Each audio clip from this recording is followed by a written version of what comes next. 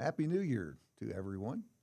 First full week in 2025, and that means a lot of new things for our church family, which will impact the podcast today.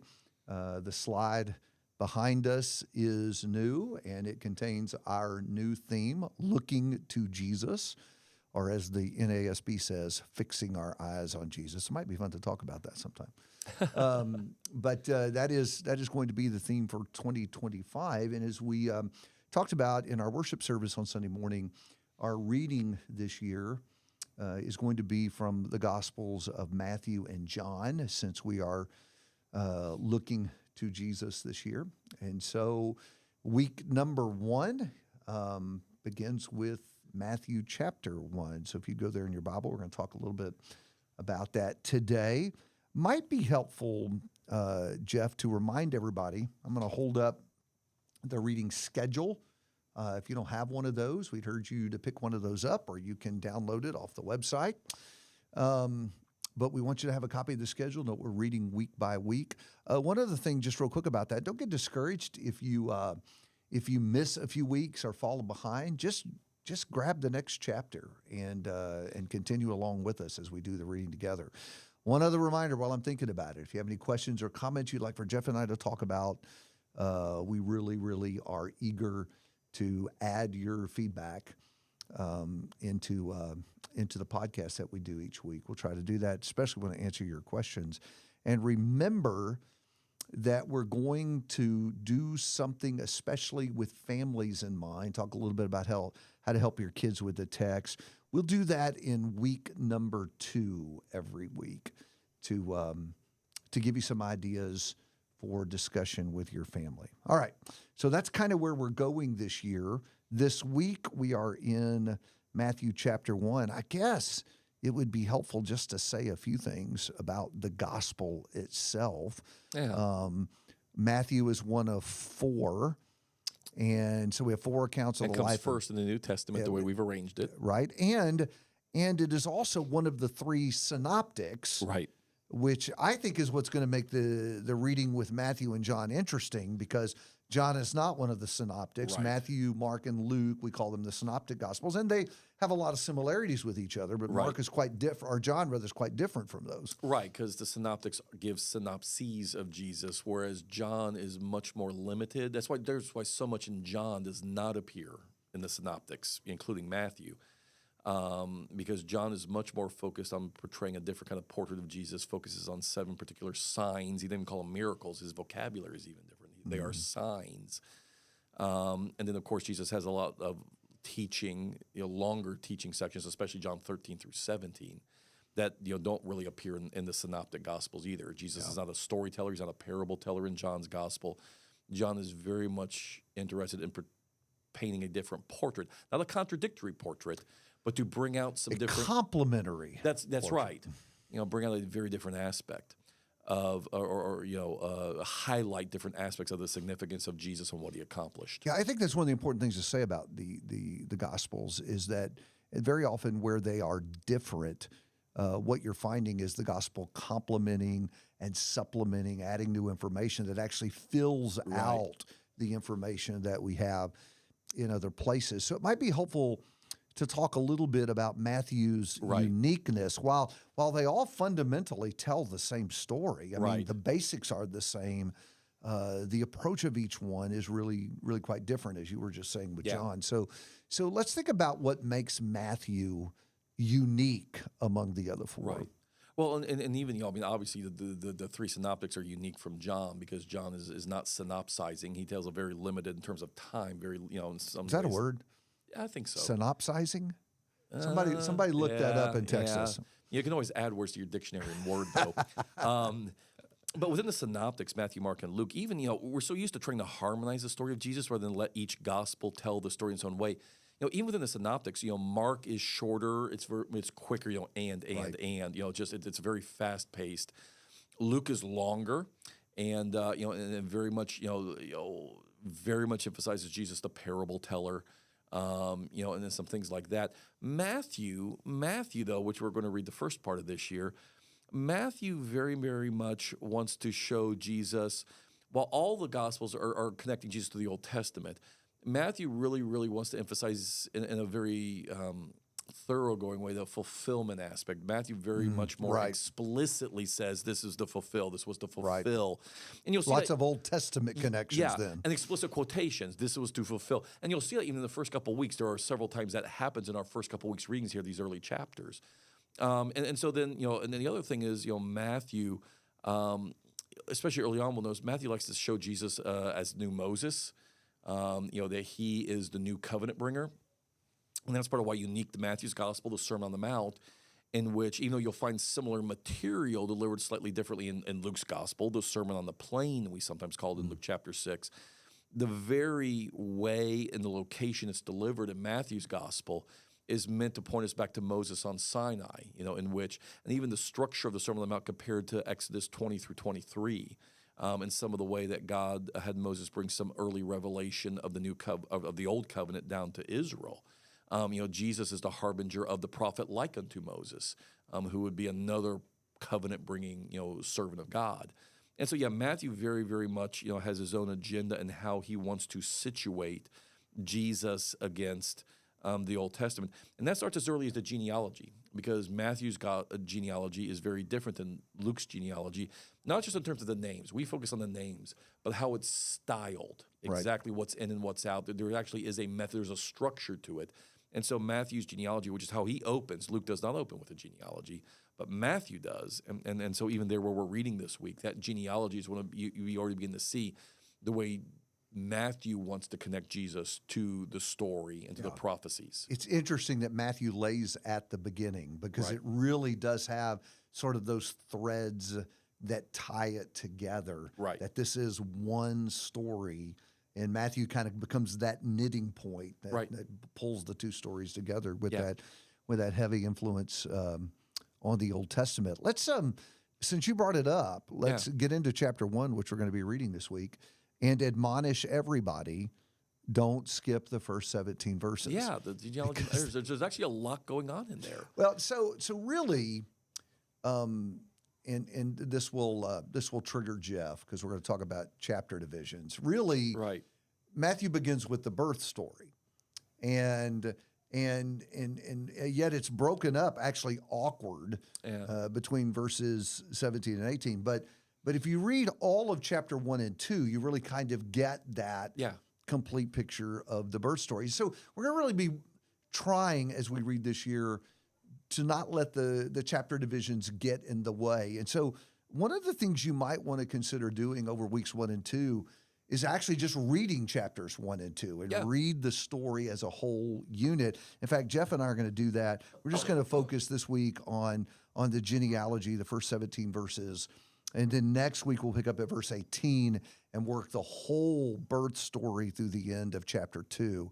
But I think if you read that as a unit, you'll really get a better sense of how it was intended to be understood. Yeah, no, I think that's good. So that makes you happy that we can do that. we trash we the can do chapter. that. We trash the chapter break. Great way to start the new year. So I think our impulse is when we see the list of names, eyes glaze over. Yes, this is Passover country, Let's get on to verse 18. Or I should flyover country is what I meant to say. A very Jewish reference there. Well done. But actually, and I think that you said a very Jewish thing to say. I think the Jews would have been especially concerned about this. They had to be. This would have been very meaningful to them. But I think it is too narrow to say only for the Jewish audience. Oh, 100%. 100%. This is a big part of tying the Bible story together, this genealogy. That's right, because ultimately it was to Abraham and then to David that God had given promises. And you'll notice how literally chapter 1 and verse 1 begins. It's the genealogy of Jesus Christ, son of David, son of Abraham. And going literally in two big leaps going all the way back to the beginning of the story. But those were the two men to whom God had made promises of which Jesus is the fulfillment. And so again, you sit there and say, you're right. It's not just the Jews who'd have to be concerned about this, because as Paul makes clear in Romans 9 through 11, if you can't show how God kept his word to the Jews, the Gentiles can rightly ask, so why should I trust God when he makes promises in the gospel? Right. And so it's absolutely crucial, even for a Gentile who's not sitting there saying, this is my Jewish ancestry, or this is my, my covenant or whatever. for me to take the gospel seriously, I need to know that God kept his word. Yeah, I think one of the practical lessons of the genealogy is the faithfulness of God. Absolutely. Absolutely. I would challenge you, when you look at the names, try to think about the stories associated with the names and the periods of history Right. through which the names take us. And Right. there are good days and there are bad days, and all of it just maps out the historical challenges of God doing what Matthew 1 is going to tell us he did, and that's bring Jesus into the Right. world. God is faithful to his promises. Yeah, just all the enormity of the stories of the Old Testament about how that happened are just kind of compacted in this list of names. Some of whom we know and some we don't remember, but there they are. And so it's the starting place is just first of all understanding that this is the fulfillment of the promise to Abraham that through him all nations would be blessed and that he would have a seed, a seed. As Paul will make clear, even clearer in Galatians, that this is the ultimate fulfillment of the seed promise. And then, of course, son of David, I will give your son your throne, and I will establish a house for you. And so here we are, and the time has come for God to ultimately fulfill both those promises to those men. And so we open with the connection of Jesus all the way back to Genesis 12. Yep. In you, all families of the earth will be blessed. Right. And now we're seeing the fulfillment of that. Do you see any pitfalls that people need to be warned about? Beside the pitfall of flying over and not paying attention to them, what other areas should people be cautious about when reading genealogies generally? Because I don't think we tend to read them. I think we tend to ignore them. So as we dig in a little more, what should people be careful about? Be careful about, because we tend to be, we're worried about evidences and apologetics. And so we're worried about, being able to prove things historically. And so sometimes you'll sit there and say, well, how does this genealogy match with Luke's genealogy? Is there a conflict? Is there a contrast? And we're missing the point that many of the genealogies in the Bible, when they are given, it's not meant to give you every generation and everybody whose name should be on the list. In Matthew's case, he makes clear what he's up to, though because it's not our culture, we don't always catch it. Because you'll notice it emphasizes verse 17, so all the generations from Abraham to David were 14, and from David to the deportation of Babylon were 14 generations, and from the deportation of Babylon to Christ, 14 generations. Now, the thing is, you can go and try to count, and you could go and count. I mean, and that's literally the names we've got. What Matthew is doing is telling the genealogy of Jesus in a stylized way to communicate a point. That's why it matters. It's 3 groups of 14. And this works on a couple of levels. Number one, it's from Abraham to David, from David to Babylon, and then from Babylon to Christ.